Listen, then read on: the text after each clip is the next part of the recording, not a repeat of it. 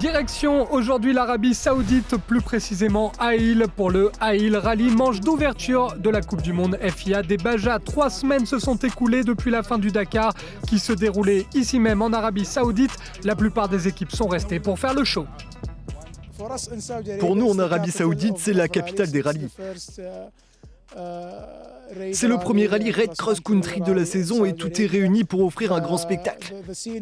Le scénario, les paysages, le terrain et une foule venue nombreuse. Les participants sont sympathiques et très généreux. Et nous sommes très fiers d'avoir une région qui nous soutient dans l'organisation et dans toute la logistique pour organiser un événement international d'un tel niveau.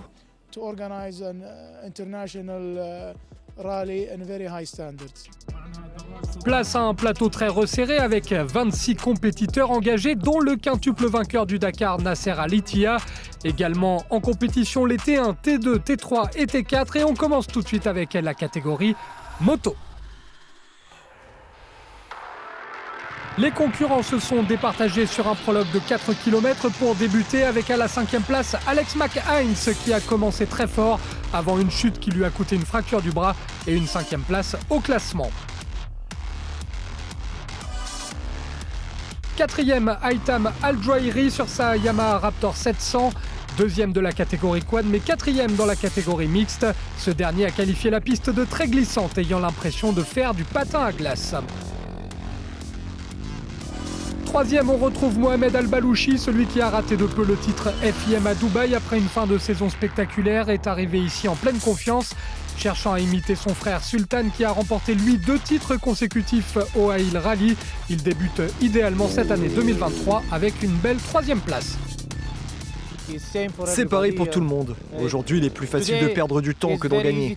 Demain, le rallye commence réellement. Tout le monde a juste besoin de se concentrer et de profiter de la course. Quelle stratégie pour demain ? Il faudra pousser encore et encore. On sera plein gaz, à fond les ballons. À la 2e place, Ali Abdulaziz, leader dans la catégorie quad et 2e en catégorie mixte. Il n'a absolument pas eu peur de la surface glissante. Son seul défaut, être tombé tout simplement sur plus fort que lui.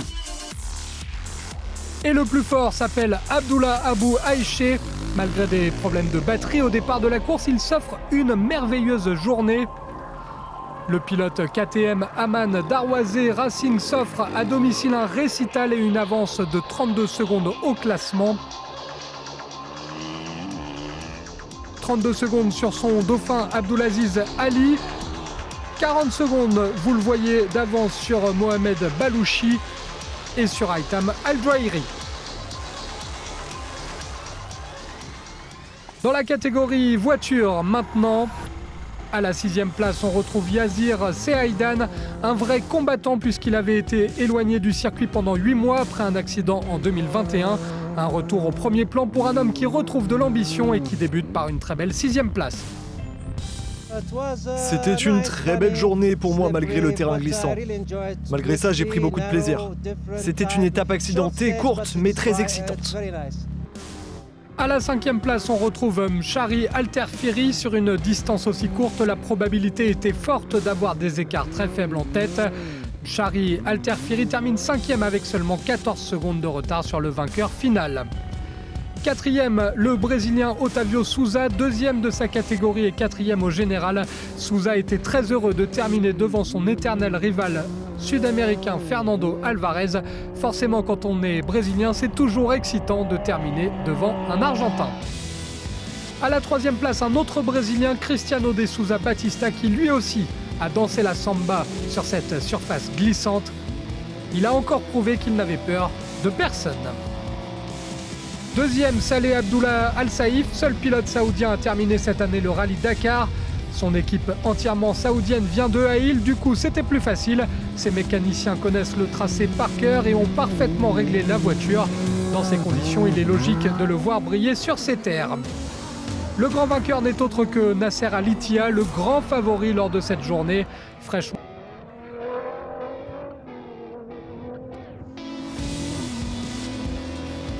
Avec des trajectoires parfaites et une conduite exceptionnelle, Nasser Al-Attiyah s'offre un écart de 12 secondes sur son principal rival. Il a régalé les spectateurs comme à son habitude.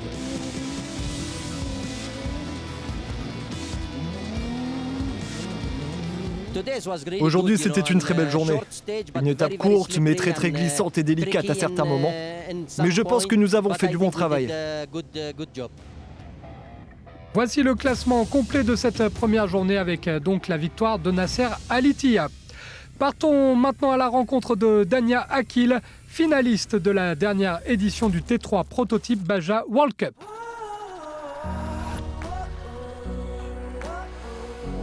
Je m'appelle Dania Akil, je suis une pilote de rallye saoudienne. Je participe à la Coupe du Monde de Baja depuis 2 saisons maintenant. L'année dernière, j'ai terminé 2e. Je suis heureuse d'être de retour en 2023. Il y a une grosse concurrence cette année et j'ai déjà très hâte d'y être. J'aime ça, j'aime la compétition. J'aime quand il y a plein de voitures autour parce que tout le monde veut l'emporter. C'est bien que la catégorie T3 devienne si compétitive car cela vous pousse à être à un meilleur niveau. Lorsque tu conduis face à des pilotes très rapides, vous élevez forcément votre niveau. Il y a plus de rythme, plus de motivation. C'est une super sensation. Ici, c'est un des endroits les plus populaires d'Arabie Saoudite pour le rallye. Ils ont eu le premier rallye il y a plus de 15 ans, je crois, et les gens d'ici aiment la course. Vous voyez des groupes de supporters partout sur des dunes au milieu du désert.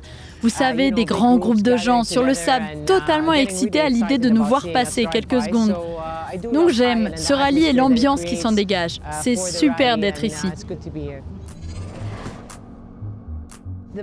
Ce que je préfère dans le rallye, c'est d'explorer, d'être en dehors des routes, d'être en communion avec la nature, c'est de pouvoir être loin de la pluie. Ça, c'est un réel privilège. Ce sport, c'est un super moyen de découvrir tout ça. Quand tu conduis en Arabie Saoudite, tu peux traverser des déserts, des montagnes, des rochers et des rivières. C'est une atmosphère magique.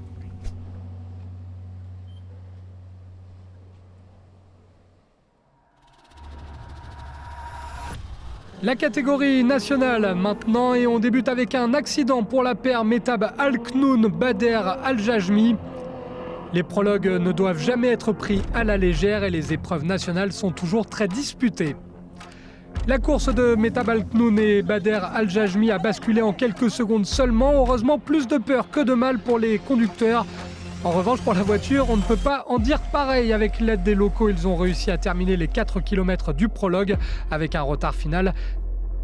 À la 3e place, on retrouve Ahmed Al-Shamari. Ce dernier a remporté la classe nationale à Aïl en novembre dernier. C'est un local et c'est un habitué de l'épreuve. Il termine 3e. 2e, Abdulaziz Al-Yaech qui rate la victoire pour seulement 3 petites secondes. De quoi nourrir quelques regrets. La victoire revient, elle, à Al-Mashma Al-Ramali. Un triomphe pour celui qui a bouclé les 4 km de ce prologue en seulement.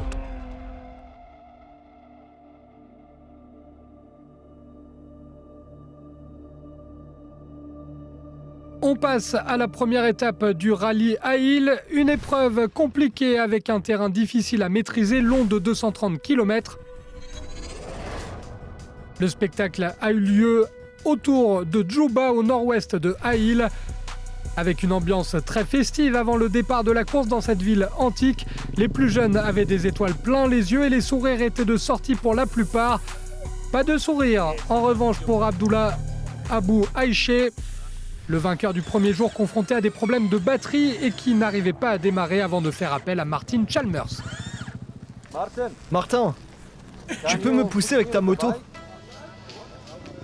Heureusement, la solidarité permet d'accomplir de grandes choses et Abou Aïché a pu repartir dans de bonnes conditions.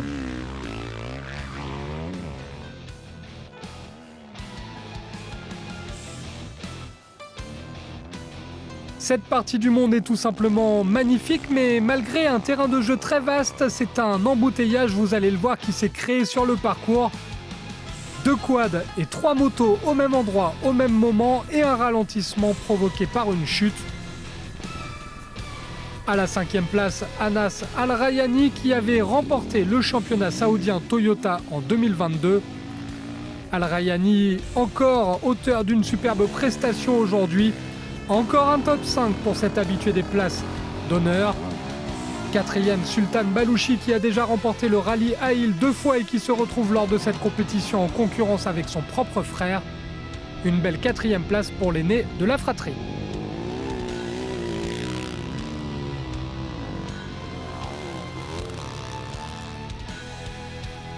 Troisième, Abdullah Chatti, finaliste l'année dernière et encore une fois bien placé, même s'il a avoué prendre beaucoup de plaisir lors de cette étape. Il aurait sans doute été encore plus heureux de gratter une place supplémentaire. La victoire revient, elle, à Mohamed Balouchi. Mohamed Balouchi, très ambitieux avant le départ de cette course après avoir laissé échapper la victoire la saison dernière. Il s'impose ici à Haïl et confirme qu'il faudra encore compter sur lui cette saison.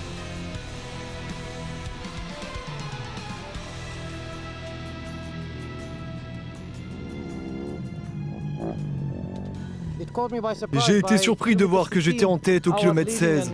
Et il a fallu que je contrôle mon avance pour gagner de bout en bout. J'étais concentré du début à la fin et j'ai réussi à ne pas faire d'erreur.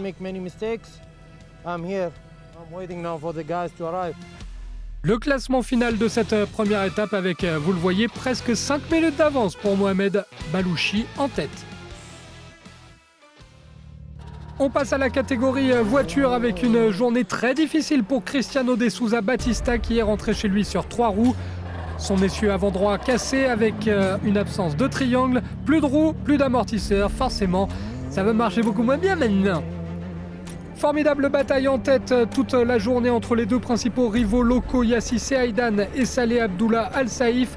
Troisième et quatrième au classement général, les deux hommes connaissent parfaitement le circuit et les conditions et c'était écrit qu'ils allaient se livrer un combat sans merci. Finalement, dans ce duel de locaux, c'est Yassi Seaidan qui s'est montré le plus fort. Si Al Saif a perdu la bataille, il n'a pas perdu pour autant la guerre. Il reste fair-play et heureux d'avoir disputé un tel duel. Grâce à Dieu, nous avons terminé cette première étape très difficile avec beaucoup de dunes différentes, compliquées à aborder. Nous avons essayé de pousser jusqu'au bout.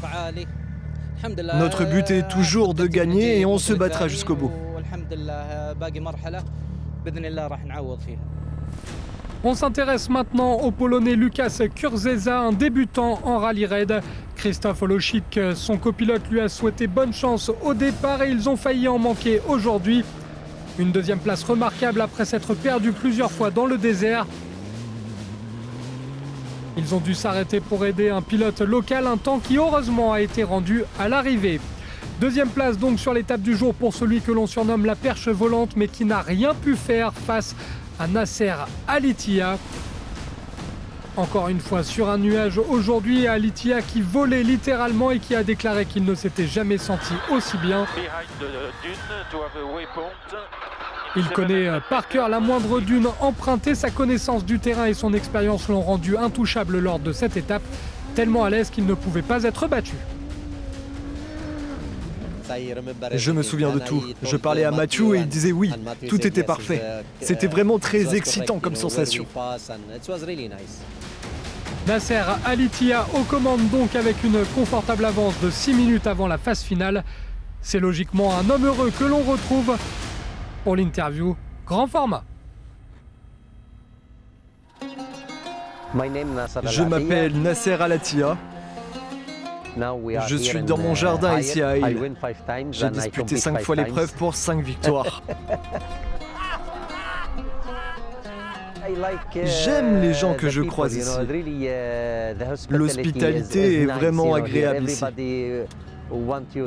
Tout le monde te sollicite pour rester et boire du café et du thé ou pour manger et partager de bons souvenirs. Le terrain aussi est plaisant. J'aime la terre ici à Haïl. Il y a beaucoup de dunes et c'est vraiment sympa.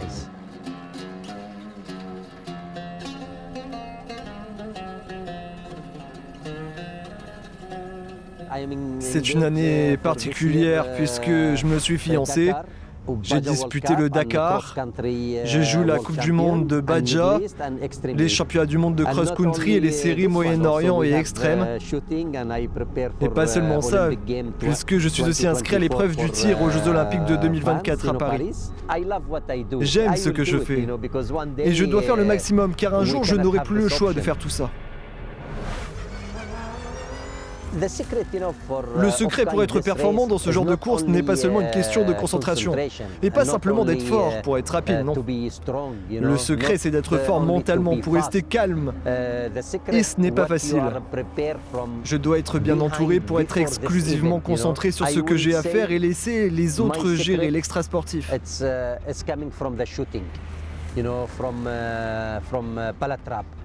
To be strong in the mind and calm in same time is not easy. The feedback of shooting, I can control everything what happened, really I can see what around me. This is also it's helped a lot. Mathieu, mon copilote, m'aide énormément en préparant le roadbook pour savoir exactement où nous allons et que je n'ai qu'à me concentrer sur ma conduite. Tout cela m'aide beaucoup. J'aime toutes mes victoires et j'ai encore faim. Car quand nous concourons, c'est pour gagner. C'est mon secret, ma capacité à me concentrer et rester dans ma bulle.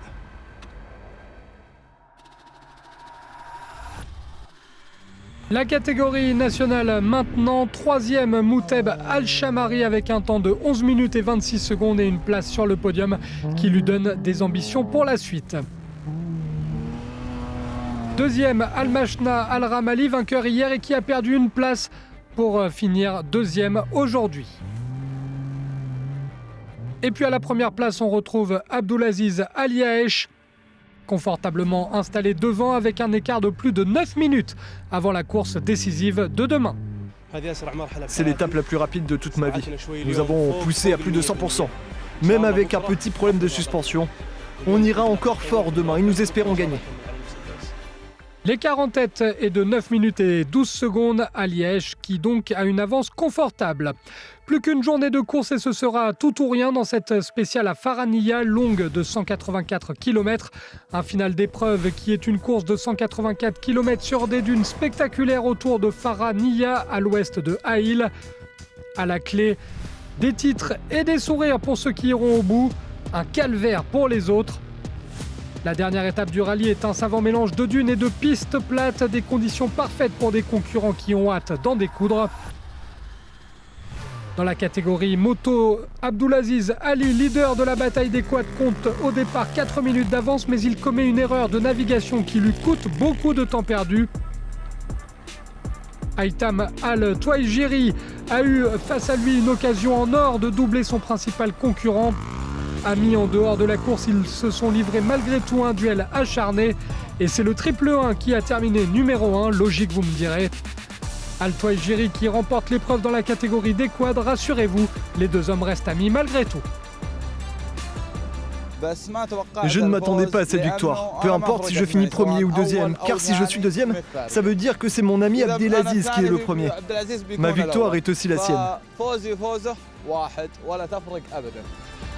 Jonathan Thomas Finn a passé une journée de rêve, il a suivi le tracé laissé par Alitia et les tracés de Nasser sont toujours la voie à suivre. Le Canadien remporte la victoire d'étape pour terminer 5e au général, une performance incroyable pour son deuxième rallye seulement en carrière après Djeba en décembre. Mohamed Balouchi a dominé Haïl en novembre et il l'a encore fait en ce début d'année. Une performance de haut vol pour oublier son Dakar décevant.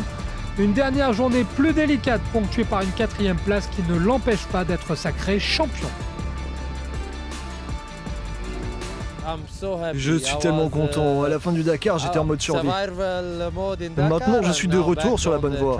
Vraiment heureux de revenir au premier plan. Le Britannique Alex McHines, deuxième de la dernière étape aujourd'hui. Son premier podium en carrière, performance énorme pour ce jeune homme plein d'avenir. Partons donc à sa rencontre.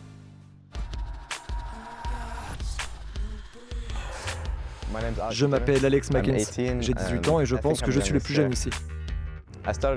J'ai commencé à faire de la moto parce que certains de mes amis de l'école faisaient de la moto.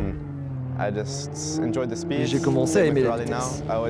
Même sur le rallye, j'adore les étapes rapides. Il y a beaucoup de monde qui roule et la communauté est assez grande. Lorsque vous êtes sur une moto, vous êtes tellement concentré que vous ne pouvez pas penser à autre chose. Vous avez tellement de liberté sur la moto. Dans les dunes à moto, c'est comme si vous pouviez aller n'importe où.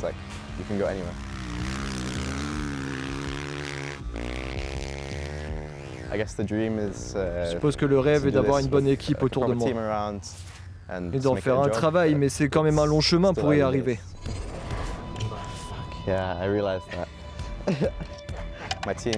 Mon équipe est à Dubaï, mais maintenant c'est plus du style Malmoto. Je fais tout le travail sur ma moto. Mes compétences en mécanique sont bonnes, mais si vous demandez à d'autres gars expérimentés avec qui je suis, ils vont vous dire l'inverse. Ils ne me font pas toujours confiance, mais je résous quand même les problèmes. Le projet à long terme ? Il n'y a pas de plan. À court terme, j'espère faire le Dakar l'année prochaine, mais ça dépend des sponsors et tout ça. Pour le reste de cette année, j'aimerais finir le championnat du monde et essayer de me battre pour le titre junior.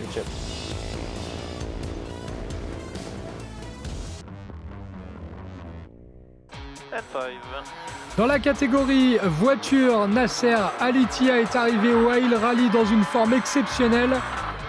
Il a gagné le Dakar sur les terres saoudiennes et a déclaré qu'il avait l'impression de connaître chaque dune. Il a donc écrasé la concurrence et montré qu'il était encore le patron.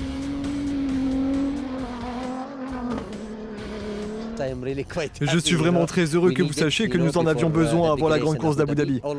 Toujours quand je gagne, oui à Dakar je gagne. Mais ça fait toujours du bien. Je suis content de ce que nous avons fait ici.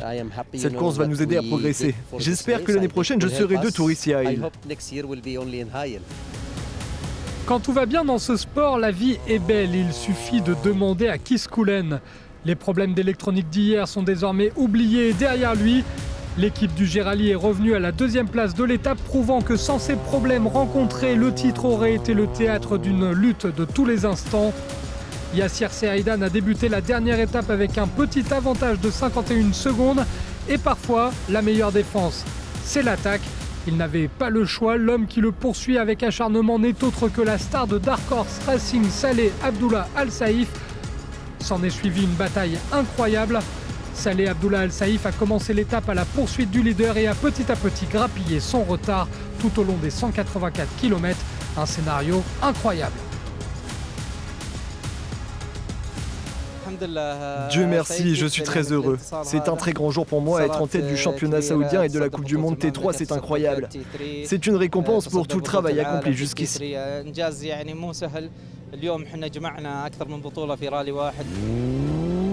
L'espace d'un instant, Jérémy Vargna a pensé qu'il avait course gagnée. Le Français était en tête et son concurrent Pau Navarro était la cible d'une enquête pour excès de vitesse. À peu de choses près, l'issue aurait pu être totalement différente. Finalement, ce sera une deuxième place avec 57 secondes de retard sur Pau Navarro qui s'impose. En Arabie Saoudite, on dit souvent que le désert souffle le chaud et le froid. Pau Navarro est bien placé pour le savoir, lui qui est passé par toutes les émotions lors de cette course.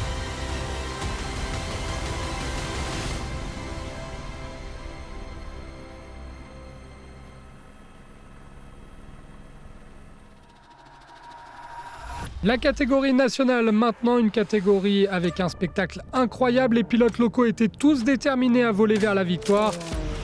Certains plus motivés que jamais, la peur a laissé place à la rage de vaincre, notamment pour Metabal Knoun qui a eu une journée complètement folle. À l'issue du prologue, tout semblait terminé pour lui, mais il a cru à la victoire jusqu'au bout pour finalement décrocher la deuxième place de la dernière étape et la cinquième au général. Deux voitures ont dominé la catégorie nationale, celle d'Al-Mashna Al-Ramali qui a remporté ce prologue et la voiture d'Abdulaziz Al-Yaech qui lui a remporté la première étape. Un duel fratricide qui a tenu toutes ses promesses, un duel finalement remporté par Al-Yaech, une victoire au couteau qui place le vainqueur sur un petit nuage dont il n'est pas prêt de redescendre. Aujourd'hui, l'étape était vraiment incroyable. Il y a beaucoup de bosses et on a été secoués dans tous les sens. J'avais l'impression d'avoir des ailes et de voler au-dessus du sable. J'étais tellement rapide. Je donne 9 minutes, mais j'essaie de faire face aux équipes soutenues par l'usine.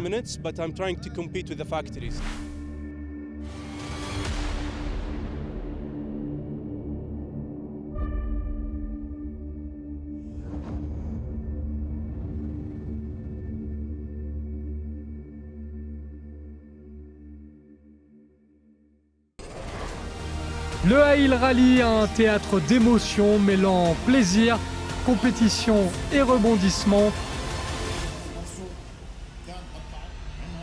Une course fantastique et un accueil merveilleux.